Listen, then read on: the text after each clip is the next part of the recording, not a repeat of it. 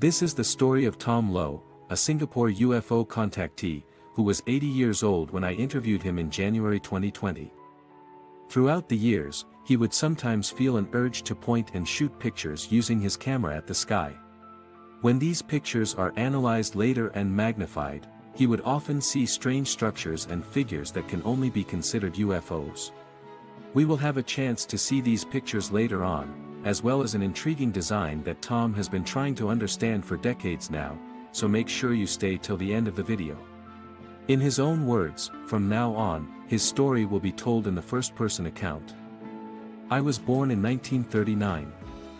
From the age of 5 years old, I started to notice that I can sense spirits. When I go to an environment where they are present, I would feel uncomfortable and start crying. At the age of 7 years old, I remembered this time when I was staring at the ceiling and had a feeling that I don't belong here on earth. During my early childhood, my mother would see fortune tellers, and when they talked about me, they often said that I have some kind of special abilities and should get adopted by Guanyin for my best interests, and that I should therefore abstain from eating beef. When I was 9 years old, I drew planes without propellers, including saucer-shaped crafts, even though I had never seen them before. Around the same time, in 1948, an article was published on the Roswell crash, and I read with interest on magazines called Popular Mechanics and Fate magazine, articles and stories relating to UFOs. That was also the same time period when I noticed that when I went with my mother to visit her sick friends, I could see a grayish-black mask on patients' faces. These patients essentially died a few days later. This ability faded away as I grew older. When I was 11 years old, I was staying at Emerald Hill Road. I remembered this occasion when I was at the kitchen, and all of a sudden, I felt someone or something pushing me away from the oven very shortly before a lightning strike came out from the oven. The building was probably struck by lightning, and because earthing was very rudimentary in those days, the electricity from the lightning moved through the building and came out from the oven. If I was at the spot where I was before I was moved, I would have been hit. I went to Australia at the age of 16 years old to pursue further education. A notable event happened on 1957 to 1958 when I was about 18 years old. I attended a talk and met the famous UFO contactee, George Adamski, in Melbourne, Australia. The spacecraft pictures he showed during his talk resembled those that I drew when I was young. My teen years were a time of defiance and rebellion, and this lasted till my 20s. In my early 20s, when I was smoking, I was so disrespectful as to use the joss stick urn as my ashtray and the altar lamp as my cigarette lighter. My 20s was marked as a time of recklessness. I had a motorbike, and there were a number of occasions when I had close brushes with death, including one where I nearly overturned a car I was driving in. By my mid-30s, I had gotten married, had 3 children, and was finally settling down to what would be considered a normal life. When my first son was born, I lost my job. My mum was very worried and brought me to a Guanyin temple, and again the oracle said I had to really pray to Guanyin. At first, I was still reluctant to do so, but 2 separate events convinced me. At that time, I was staying in this 5-room HDB at Holland Drive. During dinner one day, the fluorescent tube fell all of a sudden. It was intact and not damaged. There is no way the tube can fall, since it would require a screwing-in action to be dislodged. A few days later, another fluorescent tube, this time in the toilet, fell off undamaged. Since these 2 events, I started praying to Guanyin, and things started improving for me. But I still maintained my diet in meat and beef. I was a regional VP of a multinational company, and because of my work, I got to travel to a number of countries, including Thailand, India, Sri Lanka, Nepal, Egypt and Greece, etc.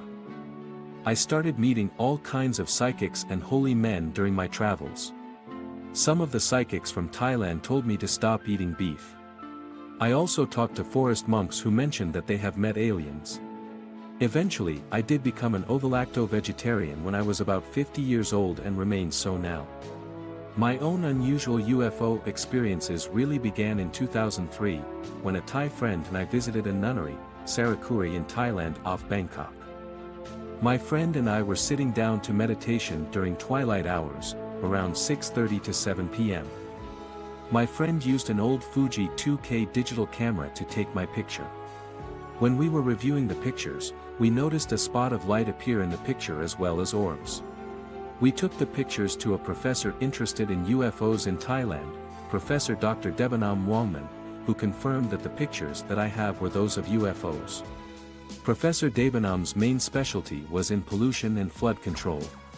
But he also claimed to be able to summon UFOs and video them. Professor Debanam asked me to go for a UFO hunt with him, but my wife refused to let me go. My Thai friend went and apparently UFOs did appear in the sky when Professor Debanam claimed they would appear, and the reporters had a field day taking pictures of these UFOs. Professor Debanam was also in touch with NASA and he gave me a picture of an alien structure in the moon that unfortunately I had misplaced. The prof also believed that he is a reincarnation of an alien from Mars. Professor Dr. Debanam Wongman and his UFO group centered their activities around Khao Kala, a small hill in central Thailand, which is ground zero for UFO activities in Thailand.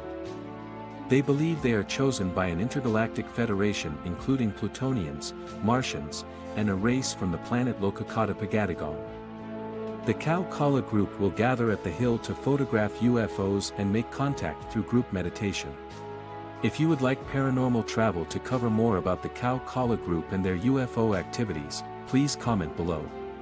A video about Dr. Debanam Wongman and his UFO group would be included in the description box so you can understand more about them. Now back to Tom Lo's account. Since that initial incident in Thailand, would sometimes get messages in my mind that I believed come from these UFOs/aliens.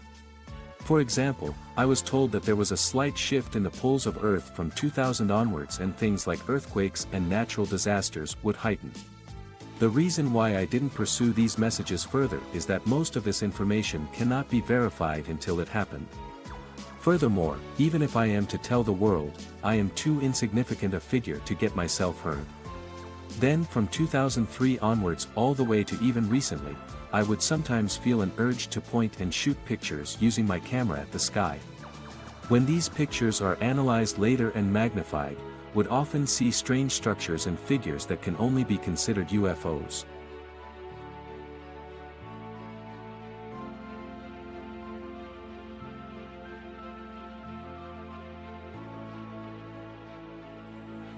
Amongst these pictures, there is a picture with a symbol that I have tried to understand for many years. The relevant picture is taken on December 7, 2003, 0.30 hours, taken from Apartment Terrace Garden Coven Center in Singapore. December 7 happens to also be my birthday, so I always feel that there is some special meaning of it to me. In March 2020, while browsing through YouTube, I found Season 9 Episode 10 of Ancient Aliens, titled The Alien Agenda. In the show, UFO abductees were taken on board a UFO craft and shown some symbols in the UFO. These symbols are believed to be part of the language of the aliens. To my surprise, I noted that one of the symbols of the aliens seen in the UFO by the abductees is almost identical to my photo of December 7, 2003. The leftmost symbol, when enlarged, looks like this, and when compared with the picture that I took, is virtually identical if flipped. To the viewers, do you recognize this symbol from anywhere? If you do or have a theory on what it can be, please leave a comment below.